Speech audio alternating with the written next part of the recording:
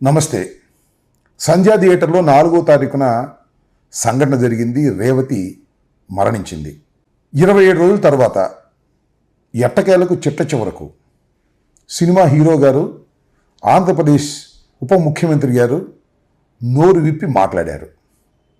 మాట్లాడిందంతా కూడా నేను చాలా నిశ్చితంగా విన్నాను. చాలా అన్యాయంగా మాట్లాడినట్టుగా నాకు అర్థమైంది. ఎదుటివారికి చెప్పేటందుకే ఉంటాయి నీతులు, మనం ఆచరించడానికి మాత్రం ఉండవు అని ఒక సామెత ఉంది.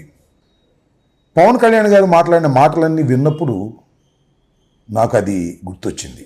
ఎందుకంటే నేను రిప్రజెంట్ చేసిన నియోజకవర్గం సత్తెనపల్లిలో ఒక సంఘటన జరిగింది. అది 2014 తర్వాత 2019 ఎన్నికలకు ముందు, అంటే 9/2/2019లో కుంకలగుంట అనే గ్రామంలో దిలీప్ చక్రవర్తి గారు తదితర నాయకులు వచ్చి అక్కడ జనసేన ఆఫీస్ను ఓపెన్ చేస్తున్నారు. దానికి ధూళిపాల నుంచి మట్టం కోటేశ్వరరావు అనే అతని కుమారుడు అశోక్ బయలుదేరి వెళ్ళారు ర్యాలీగా. మీకు తెలుసు కదా కుర్రోళ్ళు ఎలా ఉంటారో, చాలా ఉత్సాహంగా ఉంటారు, రూల్స్ అతిక్రమిస్తారు, మోటార్ బైక్లు వేసుకుంటారు, సైలెన్సర్ తీసేస్తారు. అది పవన్ కళ్యాణ్ గారికే కాదు, ఎవరు అయినా కూడా అలా చేసేటటువంటి కార్యక్రమాలు చేస్తూ ఉండటం మనం చాలా సందర్భాల్లో చూస్తాం. నివారించడానికి ప్రయత్నం చేసినా కూడా ఆ గందరగోళంలో కుదరదు. ఆ రోజు అదేవిధంగా మట్టం అశోక్ ధూళిపాల నుంచి కుంకలగుంటకు బయలుదేరి వెళుతూ మధ్యలో విప్పర్ల రెడ్డిపాలెం దగ్గర హఠాత్తుగా నేల మీద పడి తలకాయ కొట్టుకుని మరణించాడు. మరణించిన తర్వాత జనసేన పార్టీకి చెందినటువంటి తోట చంద్రశేఖర్ గారు, అదేవిధంగా రావెల కిషోర్ బాబు గారు, అప్పుడు వీళ్ళిద్దరూ కూడా జనసేనలో ఉన్నారు. వీళ్ళిద్దరూ వెళ్ళి మట్టం అశోక్ వాళ్ళ నాన్నగారికి, మట్టం కోటేశ్వరరావు గారికి ₹1,00,000 ఇచ్చి, త్వరలోనే పవన్ కళ్యాణ్ గారు కూడా వస్తారు, మిమ్మల్ని పరామర్శిస్తారు, మరింతగా సహాయం చేస్తారని చెప్పారు. అంత బాధలో కూడా వారు వస్తే బాగుంటుందనుకున్నారు, సహాయం మరింతగా చేస్తారని భావించారు. ఎందుకంటే వాళ్ళు చాలా నిరుపేద కాపు కుటుంబస్తులు. ఎందుకంటే నేను తర్వాత చూశాను, మట్టం కోటేశ్వరరావు గారు మరో కుమారుడు మా తోటలో పనికొచ్చి కూలి చేసుకున్నారు. నేను అడిగితే చెప్పారు, మేము పలానా అని. అంటే ఎంత పేదవారో ఇక్కడ నేను మీకు గుర్తు చేస్తున్నా. అలాంటి పేద కుటుంబంలో ఉన్నటువంటి మట్టం అశోక్ మరణిస్తే పవన్ కళ్యాణ్ గారు వెళ్ళలేదు, పలకరించలేదు, మరింత ఆర్థిక సహాయం చేయలేదు ఈ రోజు వరకు. అంతేకాదు, పవన్ కళ్యాణ్ గారు ధూళిపాల దగ్గరికి వచ్చి ఒక మీటింగ్ పెట్టారు. కౌలు రైతులందరికీ సహాయం చేయాలనే ఉద్దేశంతో అక్కడ కౌలు రైతులందరినీ, జిల్లాలో ఉన్నటువంటి రైతులందరినీ పిలిచి అక్కడ సహాయ కార్యక్రమాలు చేశారు, చెక్కులు ఇచ్చారు. ఆ రోజున మట్టం కోటేశ్వరరావు గారు కూడా వస్తారని, అక్కడ ఆయన్ని పలకరిస్తారని, మట్టం కోటేశ్వరరావు గారు ఇంటికే పవన్ కళ్యాణ్ గారు వెళ్తారని చెప్పారు. పాపం మట్టం కోటేశ్వరరావు గారు వస్తారని అడిగారు. అడిగితే రారు, మీరే డయాస్ దగ్గర రండి, మిమ్మల్ని పలకరిస్తాడు అని చెప్పారు నిర్వాహకులు. పాపం డయాస్ దగ్గరికి వెళ్ళాడు. డయాస్ మీదకి వెళ్ళడానికి ప్రయత్నం చేస్తే కిందకు నెట్టేశారు. ఈ రోజు వరకు వారికి మరింత ఆర్థిక సహాయం అందలేదు, పవన్ కళ్యాణ్ గారి పలకరింపు కూడా వారు నోచుకోలేదు. బహుశా ఈ విషయం వారికి చేరి ఉండకపోవచ్చు, చేరినా గుర్తు ఉండకపోవచ్చు, సహజమైనటువంటి విషయం. అలాగే మరి అల్లు అర్జున్ విషయంలో కూడా జరిగిందని పవన్ కళ్యాణ్ గారు ఎందుకు అనుకోలేకపోతున్నాడు? తోటి నటుడు కదా ఆయన. నేను ఇక్కడ ఒక విషయాన్ని గుర్తు చేస్తా. ఈ సంఘటన జరిగిన తర్వాత రేవతి భర్త భాస్కర్ ఒక ప్రెస్ మీట్లో మాట్లాడుతూ, అల్లు అర్జున్ గారి మేనేజర్ వెంటనే వచ్చాడు, మమ్మల్ని పలకరుస్తూనే ఉన్నారు, రోజు వచ్చి మా యోగక్షేమాలు తెలుసుకుంటున్నారు అని ఆయనే స్వయంగా చెప్పారు.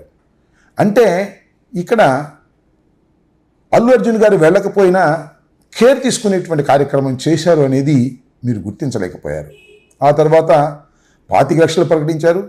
ఆ తర్వాత యూనిట్ అంతా కలిసి ₹2 కోట్ల ఇచ్చేటటువంటి ప్రయత్నం కూడా చేశారు. దీన్ని మీరు మర్చిపోయి ఏదో మాట్లాడుతున్నారు. ఇది అన్యాయమని నా అభిప్రాయం. అంతేకాదు, ఇంకొక విషయాన్ని కూడా చెప్తా. లా అండ్ ఆర్డర్ గురించి, లా గురించి మాట్లాడారు. ఏమండి పవన్ కళ్యాణ్ గారు, మీరు వైఎస్ఆర్ కాంగ్రెస్ పార్టీ అధికారంలో ఉన్నప్పుడు మీరు చట్టాన్ని ఏ విధంగా మీ చేతుల్లోకి తీసుకునే ప్రయత్నం చేశారో మీకు కొన్ని గుర్తు చేస్తా. ఒకటేంటంటే, విశాఖపట్నంలో మీరు ఒక మీటింగ్ పెట్టుకున్నారు. ఆ మీటింగ్కి పర్మిషన్ లేదు, మీరు రావడానికి వీలు లేదు అని పోలీసు వారు చెప్పారు. అయినా మీరు విశాఖ ఎయిర్పోర్ట్లో దిగారు. దిగి డైరెక్ట్గా సభాస్థలికో లేకపోతే మీ నివాసానికో వెళ్ళకోకుండా మీరు కారు టాప్ మీదకి వెళ్ళి ఎక్కి చేతులుపుతూ రోడ్ షో చేశారు.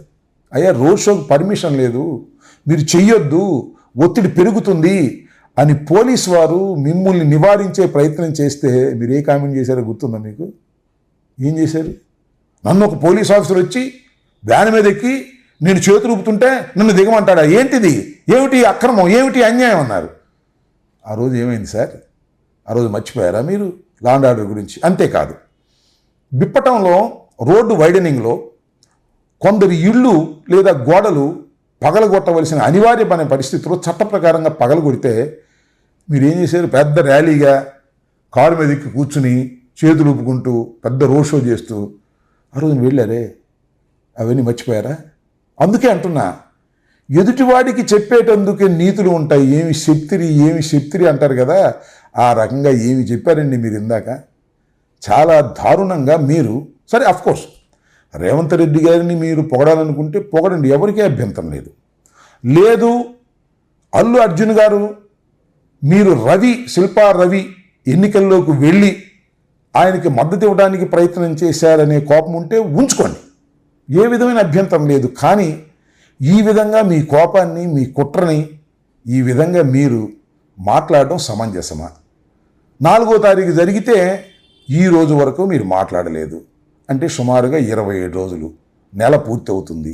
ఎందుకు మాట్లాడలేదు? ఏం మాట్లాడిన ఆలోచించుకున్నారా? మాట్లాడకపోతే ఉపయోగం లేదనుకున్నారా? ఎందుకు ఇన్ని రోజులు ఆలస్యం చేశారంటే ఒక రకమైనటువంటి కుట్ర, ఒక రకమైనటువంటి అసూయ. అది కూడా ప్రెస్ మీట్ పెట్టి మాట్లాడలా, ఏదో ఇన్ఫార్మల్గా సమావేశమైనటువంటి విలేకరులతో మాట్లాడి అభిప్రాయం చెప్పకపోతే బాగోదనే ఉద్దేశంతో మీరు చెప్పారు. ఇదంతా చూస్తుంటే నాకు అనిపిస్తుంది మీరు చాలా ఫ్రాంక్గా ఉంటారని, చాలా ఉన్నట్టు మాట్లాడతారని చాలామంది అనుకుంటారు. అది కాదు. అసలైన నిజస్వరూపాన్ని మీరిప్పుడు స్లోగా బయట పెడుతున్నారు. చట్టమేమో మీరు అపోజిషన్ ఉన్నప్పుడు మీ చేతుల్లోకి తీసుకుంటారు, మీరు అధికారంలో ఉన్నప్పుడేమో చట్టం ప్రకారం అందరూ నడుచుకోవాలి, న్యాయం ధర్మం అని మీరు చెప్తారు అనే విషయం మీరు ప్రజలకి చాలా వివరంగా చెప్తున్నారు ఇండైరెక్ట్గా అనే విషయాన్ని దయచేసి మర్చిపోవద్దు అనేది కూడా ఈ సందర్భంగా నేను చెప్తున్నా. ఎందరూ ఏమి చెప్పినా అల్లు అర్జున్ విషయంలో 4వ తారీఖున సంధ్యా థియేటర్లో జరిగినటువంటి ఒత్తిడిలో రేవతి మరణించటం దురదృష్టకరం. నైతిక బాధ్యత వహించవలసింది సినిమా రంగంలో ఉన్నవారు, హీరోగా ఉన్నటువంటి అల్లు అర్జున్ గారు.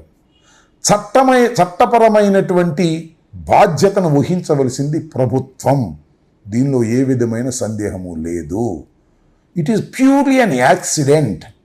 అక్కడ సరైనటువంటి బందోబస్తును ఏర్పాటు చేయటంలో ఖచ్చితంగా ప్రభుత్వం విఫలమైంది.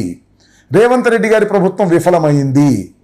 బౌన్సర్ల గురించి చాలా చెప్తున్నాను, నాకు అర్థం కాల.